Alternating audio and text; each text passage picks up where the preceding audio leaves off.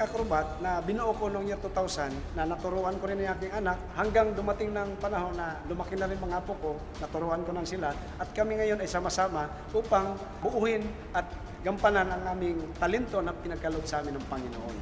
At ngayon na natanggap kami at na nakakasali kami, manalo matalo, masayang-masaya ang grupo ng Dynamic Acrobat.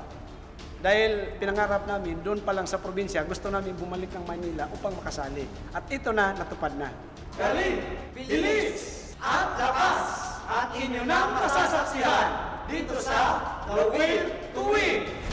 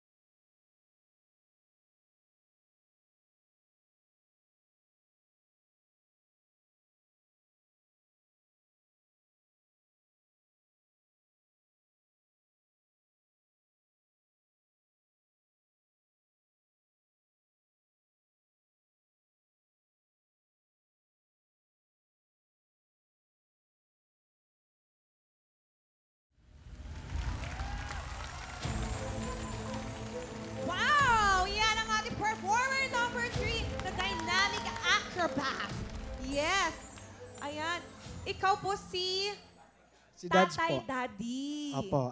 Big sabihin, ang anak mo po ay si... Si Jonard, bunsong anak ko at apo ko si John Henry. Oh, di ba? Isang pamilya pala ito. Mana-mana ng talento. Alam mo, anong sikreto, no? Ilang taong ka na po ba? 58 na po. 58! Ang lakas mo. Anong sikreto? Practice lang, tapos ingat sa pagkain, walang bisyo, walang inom, walang sigarilyo. Oh, di ba? Thank you. At importante, walang babae. Ayan. Tama yan. Kaya paring malungkot Will. ang buhay.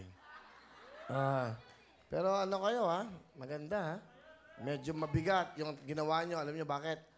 Sabay na sabay, walang pumalpak, tama lahat ng ginawa.